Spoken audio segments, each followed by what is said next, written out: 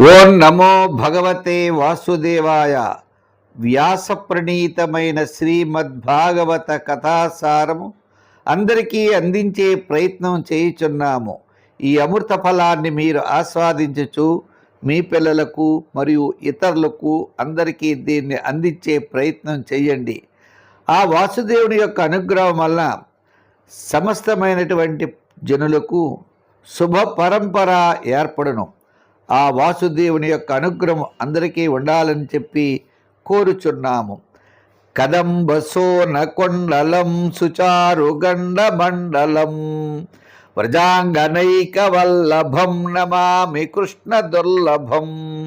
యశోదయా సమోదయా సగోపయా సనందయా యుతం శుభైకదాయకం నమామి గోపనాయకం.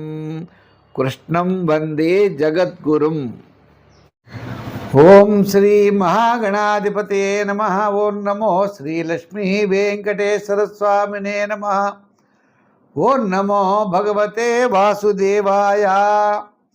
రామాయ రామభద్రాయ రామచంద్రాయ వేదసే రఘునాథాయ నాథాయ సీతాయ పతయే నమ. రావణ సంహారం జరిగేప్పుడు దేవతలంతా కూడా చాలా సంతోషించారు. రాముడి యొక్క వచ్చిన పని ఇంచుమించు చాలామంది రాక్షసులందరినీ సంహరించాడు.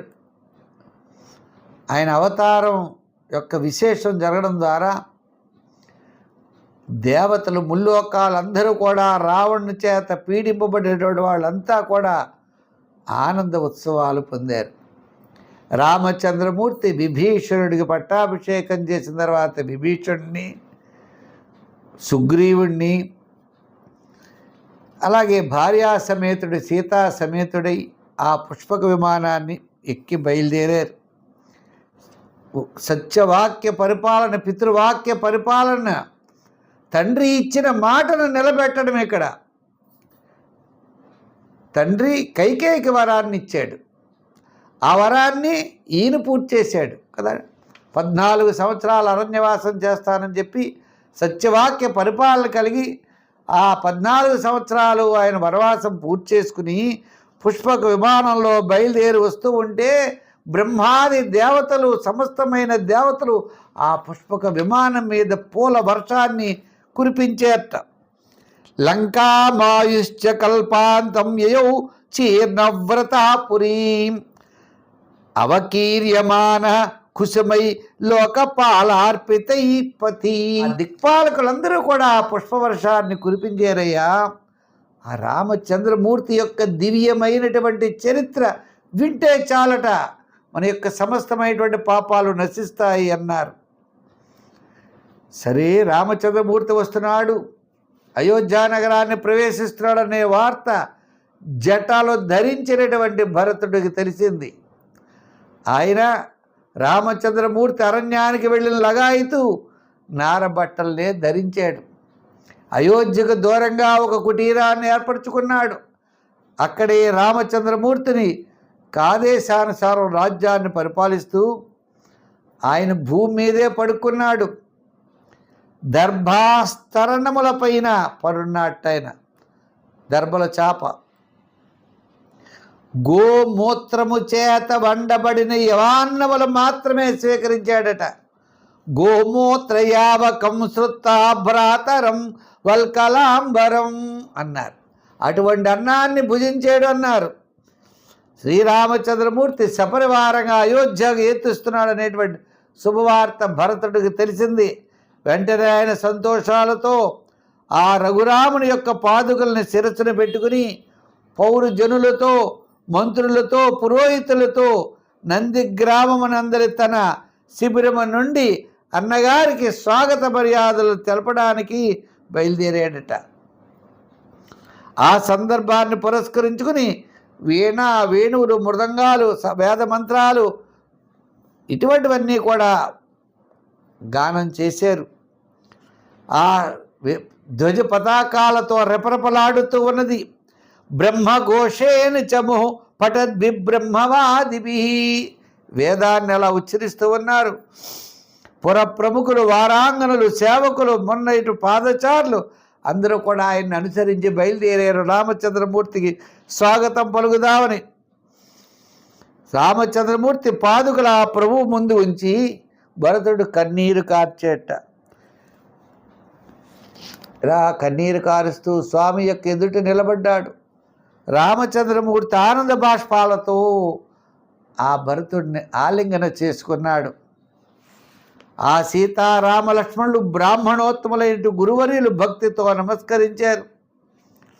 నందిగ్రామం నుండి అయోధ్యలో ప్రవేశించాడు స్వామి. ఆ తల్లులున్నారే కౌసల్య, కైకేయి, సుమిత్ర, వారు గబగబా ఎదురుగా వచ్చారు. ఆ వశిష్ఠుడు ఏం చేశాడు? చతుస్సాగరాల నుండి, గంగానది నుండి తీసుకురాబడేటువంటి జలాలతో రామచంద్రమూర్తికి ఇంద్రుడిలాగా పట్టాభిషేకం చేసి ఆయనకి రామచంద్ర ప్రభువుని అభిషేకం చేశారయ్యా. అభిషేకోత్సవం పూర్తయిన తర్వాత మంచి వస్త్రాభరణాలతో, పూలమాలలతో అలంకృతమై, చక్కని అలంకారాలతో, వస్త్రాభరణాలతో, ఆ ధర్మపత్నితో, సీతాదేవితో కూడినటువంటి శ్రీరామచంద్రమూర్తికి రాజ్య సింహాసనాన్ని అధిష్ఠించాడు అన్నారు. ఏవం కృతస్థిత స్నాన సువాస స్రగ్వలంకృత స్వలంకృతై సువాసోభి భ్రాతుభి భార్యయా భవౌ. పరీక్షణ్ మహారాజా అని చెప్పి సుఖమహర్షి చెప్తున్నాడు. శ్రీరాముని పర్యవేక్షణలో ప్రకృతి అంతా కూడా శోభాయమానంగా ఉన్నదయ్యా. వనాలు, పుష్పాలు, ఫలాలు సమకూరుస్తూ ఉండేది భూమి. నదులు ఎల్లప్పుడూ ప్రవహిస్తూ ఉండేవి. మధురమైన జలాలు ఇస్తూ ఉండేవి. పర్వతాలు దివ్యమైన ఔషధులు ఇస్తూ ఉండేవి. సకాలంలో వర్షాలు కురుస్తూ ఉండేవి. దీపాలు, సముద్రాలు తమంతట తాము ఎవరు చేయవలసిన పని వారు చేస్తూ ఉన్నారయ్యా. ప్రజలకు అతి వ్యాధులు లేవు, వార్ధక్య బాధలు లేవు, భయభ్రాంతులు లేదు.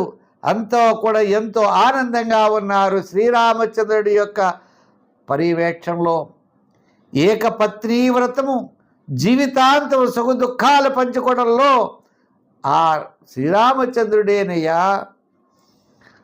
ఆ గురువు చెప్పినటువంటి విషయాల్ని స్వీకరిస్తూ రాజ్యాన్ని చక్కగా పరిపాలిస్తూ ఉన్నాడు. అనేకమైన యజ్ఞయాగాదులన్నీ కూడా చేశాడు. యజ్ఞపురుషుడే ఆయన. విష్ణుమూర్తి అంటే ఎవరు? యజ్ఞపురుషుడు. ఆయనే యజ్ఞయాగాది కృతములన్నింటినీ కూడా చేశాడు. శ్రీరామచంద్ర ప్రభువు యజ్ఞ దక్షిణగా ఏమిచ్చాడు అనుకుంటున్నారు మీరు? ఏదో డబ్బు ఇవి ఇవ్వలేదట. తన యొక్క రాజ్యంలో తూర్పు భాగానంతా హోతకిచ్చేట. హోత అంటే ఋగ్వేద ప్రతినిధికి దక్షిణ భాగాన్ని ఇచ్చాడు. పడమర భాగాన్ని అధ్వర్యుడికి ఇచ్చాడు. యజుర్వేద ప్రతినిధికి ఉత్తర భాగాన్ని ఉద్గాతకి ఇచ్చాడు. సామవేద ప్రతినిధి ఈయన. మధ్యగల సమస్తమైన భూమిని ఆచార్యుడైనటువంటి వశిష్ఠుడికి ఇచ్చాడు.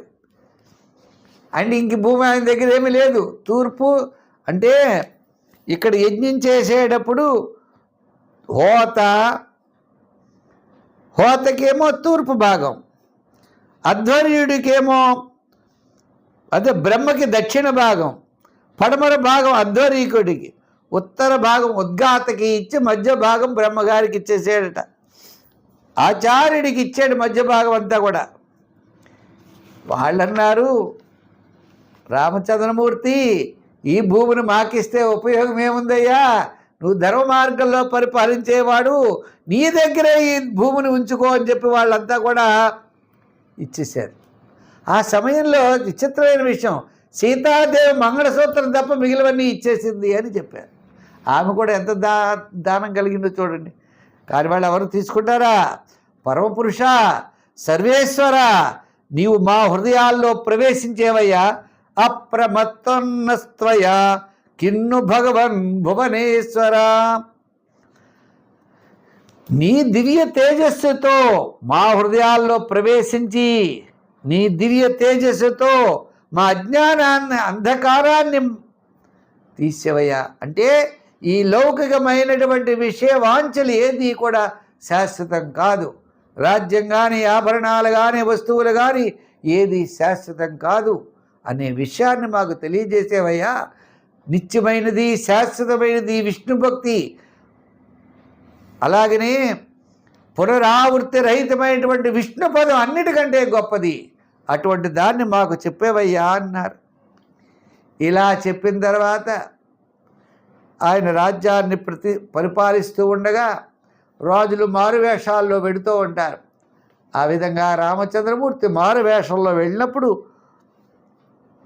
ఇద్దరు లోపల మాట్లాడుకున్నారు. స్త్రీ వ్యామోహం కలిగినటువంటి రామచంద్రమూర్తి సీతాదేవిని పరిగ్రహించాడు, కానీ నిన్ను పరిగ్రహించను, పరవాసం చేసినటువంటి నిన్ను అన్నాడు. అంటే ఇతరుల ఇంట్లో ఉన్నటువంటి నిన్ను గ్రహించను అని అన్నాడు. కానీ రామచంద్రమూర్తి స్త్రీ వ్యామోహంతో చేసాడు అన్నాడు. అనేప్పటికీ ఈయన కొంచెం మనసు ఆలోచన చేసి సీతాదేవిని అరణ్యంలో వదిలిపెట్టమని లక్ష్మణస్వామికి చెప్పాడు.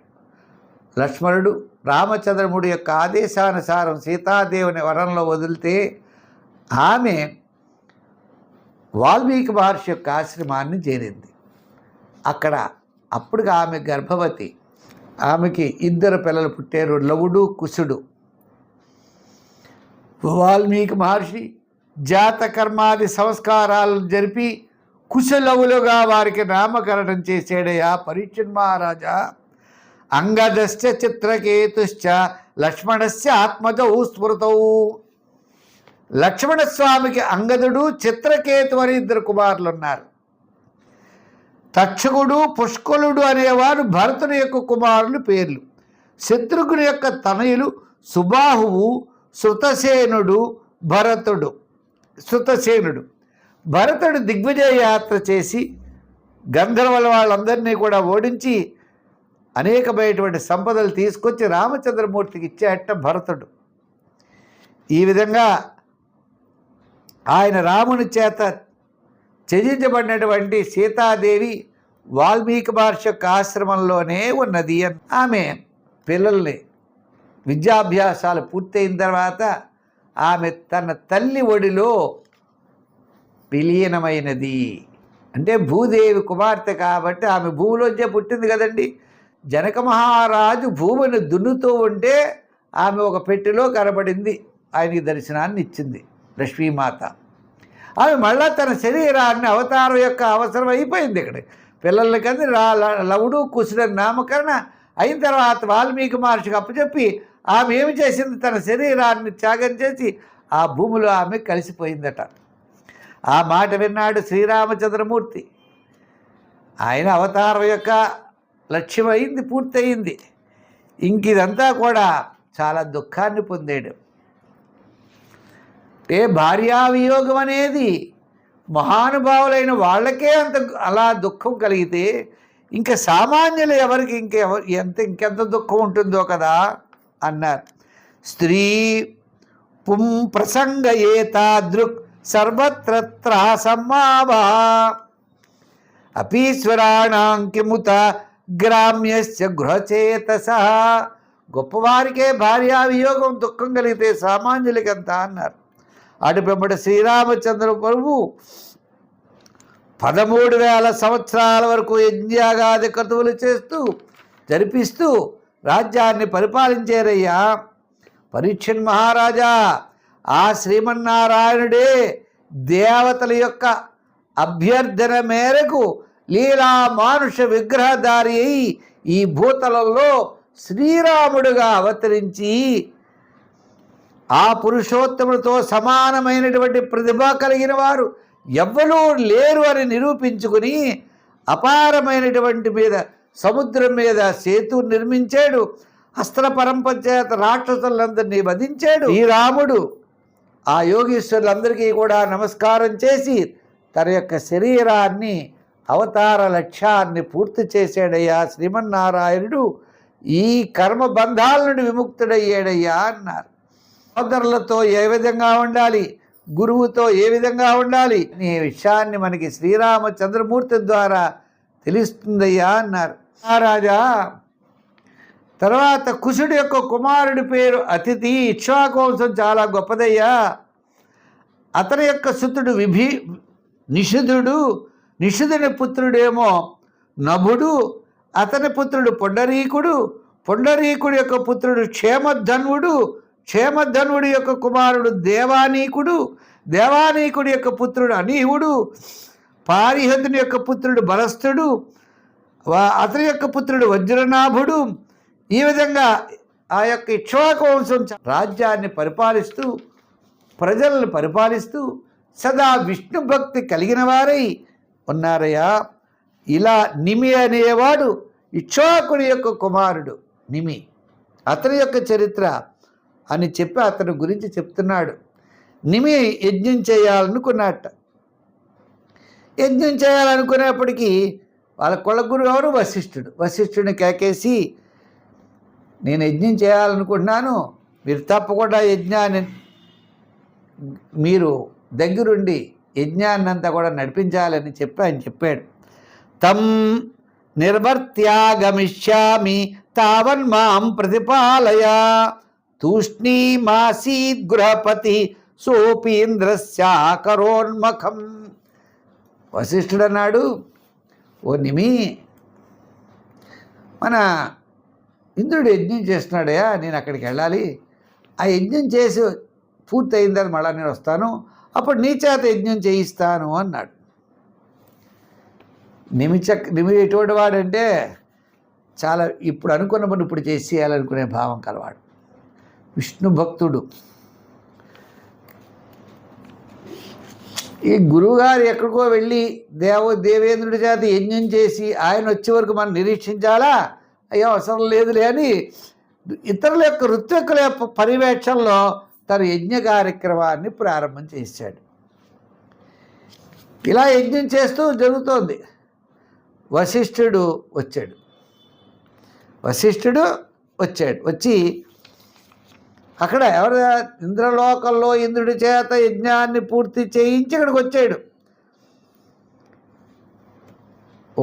ఒక యొక్క చక్రవర్తి, ఆ చక్రవర్తి పేరు ఏమనుకున్నాం మనం? నిమి చక్రవర్తి. ఓ నిమి చక్రవర్తి, ఏమిటి గురువునైన నన్ను యజ్ఞానికి పిలిచి నేను రాకుండా నువ్వు యజ్ఞం పూర్తి చేస్తావా అని కోప్పడ్డాడు. కోప్పడితే ఇతరన్నాడు, ఏమంటే ఏదైనా దక్షిణ తగ్గుతున్నానా అని ఏదో కొద్దిగా ఇలా మాట్లాడాడు. వశిష్ఠుడికి చాలా కోపం వచ్చింది.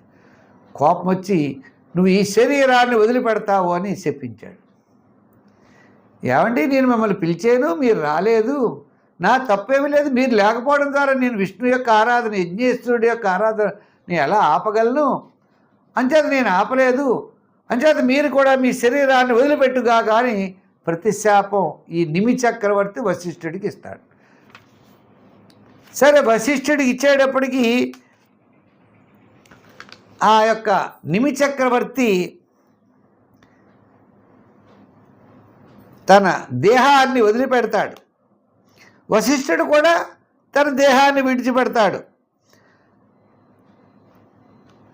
అయితే ఇక్కడ జరిగిన విషయం ఏంటి అంటే, అక్కడ ఉన్నటువంటి ఋత్విక్కులందరూ ఏం చేశారు? ఎప్పుడైతే నిమి చక్రవర్తి ప్రాణాన్ని వదిలిపెట్టాడో అతని దేహాన్ని గంధము తైలాదులు యందు పరిమళ ద్రవ్యాలతో భద్రపరిచి ఆ యాగాన్ని పూర్తి చేశారు. మరి నిమి చక్రవర్తి లేడు కదండి అక్కడ, నిమి చక్రవర్తి చనిపోయాడు. ఆ యాగం మరి మధ్యలో ఆపకూడదు. ఆ యాగాన్ని పూర్తి చేసి వాళ్ళు దేవతలతో ఇలా అన్నారు, ఓ మహాత్ములారా, మీరు సమస్తమైనటువంటి సర్వసమర్థులు, మీరు ప్రసన్నమైతే ఈ నిమి చక్రవర్తి యొక్క ఈ దేహాన్ని తిరిగి మళ్ళా మీరు ప్రాణాలతో ఇవ్వచ్చు కదా అని చెప్పి ఆ ఋత్విక్కులు దేవతలను అడుగుతారు. దేవతలు తథాస్తు అంటారు. అనేటప్పటికీ ఈ నిమి చక్రవర్తి లేచి కూర్చుంటాడు. ఇతను అంటాడు, ఎందుకంటే ఈ దేహం ఆ విష్ణు పదాన్ని పొందడం కావాలి, ఈ దేహం పొందాం, మళ్ళీ ఎప్పుడు చనిపోతామనే భయం. అసలు ఈ దేహమే లేదనుకోండి, భయమే లేదు కదా. శ్రీహరి యందు భక్తి తత్పరత అనేది ఏర్పడాలి. ఈ దేహ సంబంధం ఎందుకు నాకు అని ఆ శ్రీమన్నారాయణ్ణి ధ్యానిస్తూ మోక్షప్రాప్తి కావాలి అని ఆ నిమి చక్రవర్తి యొక్క ఉద్దేశం. ఈ విధంగా ఇక్ష్వాకు వంశంలో విష్ణువు యొక్క అనుగ్రహం పొందడానికి చాలామంది అందరూ కూడా ఉన్నారయ్యా. విదేహుడని, మిథులుడని, నందివర్ధనుడు అని, సుధృతి, దృష్టకేతువు, దేవమీఢుడు మొదలుగా కలిగిన వారంతా ఉన్నారు. చంద్రవంశపు రాజులు కూడా ఉన్నారయ్యా. చంద్రుడి వంశపు రాజులందరూ కూడా చంద్ర సంబంధమైన వారు. చంద్రుడి యొక్క బుధుడు, ఇలా వారి వృత్తాంతాల గురించి కూడా మనకి భాగవతంలో వివరించారు.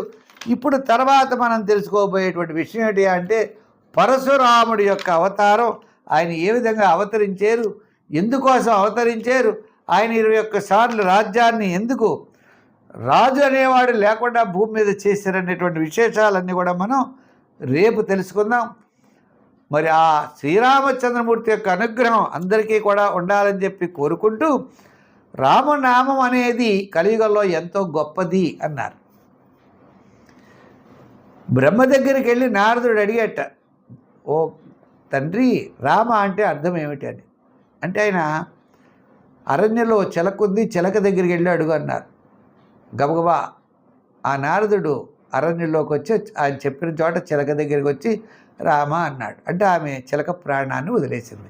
గబగబా బ్రహ్మదేవుడి దగ్గర పరిగెట్టుకు వెళ్ళి, ఇదే నాన్నగారు చిలక దగ్గర అడిగితే ప్రాణం వదిలేసింది అనేప్పటికీ, నాయనా ఇప్పుడు రామశబ్దం అర్థం కావాలంటే పలానా ఊరుంది, ఆ గ్రామంలో బ్రాహ్మణుడి ఇంట్లో నిన్నే ఆవుకు దూడ పుట్టింది, ఆ దూడ చెప్తుంది వెళ్ళు అన్నారు. అంటే మరి తండ్రి గారి మాట కాదని లేదు కదండి. వెంటనే గబగబా బయలుదేరి ఆ ఊరు వెళ్ళాడు. ఆ బ్రాహ్మణోత్తముడు నారదుడిని చూసి అర్ఘ్యపాద్యాదులు ఇచ్చి పూజించి, తర్వాత ఈ నారదుడు ఆ దూడ దగ్గరికి వెళ్ళి రామ అన్నాడు. వెంటనే అది ప్రాణాన్ని వదిలేసింది. అయ్యబాబు ఇదేంటి బ్రహ్మ గోహత్యా పాపం అని చెప్పి గబగబా పరిగెట్టి బ్రహ్మదేవుడి దగ్గరికి వెళ్ళాడు. అప్పుడు బ్రహ్మదేవుడు ఆలోచన చేసి, ఇంకా నీకు రామశబ్దం అర్థం తెలియలేదా, ఫలానా రాజ్యంలో రాజుగారు ఉన్నారు, ఆ రాజుగారికి అబ్బాయి పుట్టాడు, అబ్బాయి దగ్గరికి వెళ్ళి రామశబ్దానికి అర్థం అడగమన్నారు. సరే, రాముడు అనే పదానికి అర్థం తెలుసుకోవాలని చెప్పి ఆతృతతో నారద మహాముని ఆ రాజ్యాన్ని చేరాడు. ఆయనకి చాలా కాలం నుండి సంతానం లేరు. సంతానం లేకపోయేటప్పటికి ఆయన ఏం చేయాలో తోచగా, సరే కొంత భగవంతుడి యొక్క అనుగ్రహం వల్ల సంతానం కలిగింది. ఒక చక్కని పుత్రుడు పుట్టాడు. ఆ ఊరంతా కూడా పండగలు జరుపుకుంటూ ఉన్నారు ఉత్సవాలతో. రాజుగారికి పిల్లవాడు పుడితే ఊరందరికీ పిల్లవాడు పుట్టినంత ఆనందంగా ఉన్నారు ఆ ఊరంతా. ఈ నారద మహాముని అక్కడికి వెళ్ళాడు. వెళ్ళేప్పుడు ఇదేమిట్రా బాబు, ఇది ఆయన భయం వేస్తోంది. ఇంచేత చిలక అడిగితే చిలకపోయింది, ఆవు దగ్గరికి వెళ్తే ఆవు తోడపోయింది, ఇప్పుడేమో రాజుగారికి లేక పుట్టాడు. ఇక్కడికి వచ్చిన తర్వాత ఏం జరుగుతుందో అని ఆందోళన మాత్రం నారద మహాముని యొక్క మనసులో ఉంది. కానీ నారదుడు వచ్చాడు. గౌరవ రాజుగారు ఎదురుగా వెళ్ళారు, స్వాగత సత్కారాలు పలికారు, అర్ఘ్యపాద్యాదులు అన్నీ ఇచ్చారు, ఆయన్ని పూజించారు, కూర్చోబెట్టారు. అబ్బా, మాకు చక్కని పుత్రుడు పుట్టాడు, మీలాంటి వారి యొక్క దర్శన భాగ్యం మాకు లభించింది, మా పుత్రుని ఆశీర్వదించండి అని చెప్పి నారద మహాముని రాజుగారి దగ్గరుండి పుత్రుడి దగ్గర తీసుకెళ్ళారు. పుత్రుడు ఉయ్యాల్లో ఆడుకుంటూ ఉన్నాడు. నారదుడు వెళ్ళాలా మానాలని సందేహంగా వెళ్ళాడు. ఆ పుత్రుడిని చూశాడు. అక్కడికి వెళ్ళి రామశబ్దం అర్థం అడగాలా మానాలా అని భయపడ్డాడు. ఇంచేత ఎన్నో తేడా వస్తే రాజుగారు ఏం చేస్తారో తెలియదు ఈ గొడవ అనుకుని మనసులో బాధపడుతూ ఉండేప్పుడు ఆ పిల్లవాడు ఒక దివ్యమైన శక్తితో నారదుడికి చెప్పాడు, ఓ నారద మహాముని, నేను చిలకగా ఉండగా రామాని నువ్వు నాకు వినిపించేవు. ఆ మాట ద్వారా చిలక జన్మ కంటే ఉత్తమైనటువంటి బ్రాహ్మణి ఇంట్లో గోవు దూడగా పుట్టాను. ఆ గో దూడగా ఉండగా రామశబ్దం నాకు వినిపించేవు. ఆ శబ్దం యొక్క ప్రభావం వల్ల ఈరోజు మహారాజు యొక్క పుత్రుడిగా పుట్టాను. ఇప్పుడు నేనేమి జరగను. ఇటుపైన భగవంతుడి యొక్క అనుగ్రహం వల్ల ప్రజలందరినీ కూడా చక్కగా పరిపాలించి కీర్తి ప్రతిష్టలు పొంది శాశ్వతమైనటువంటి మార్గాన్ని పొందుతాను నారదా, అంచేత నువ్వు భయపడవలసిన పని లేదు అని ఆ బాలుడు చెప్తాడు. అంటే రామ అంటే ఈ కలియుగంలో నీ యొక్క దరిద్రం పోతుందయ్యా, నామమే ప్రధానమైంది ఈ కలియుగంలో అని చెప్పి రామచంద్రమూర్తి మనకి చెప్పాడుయా.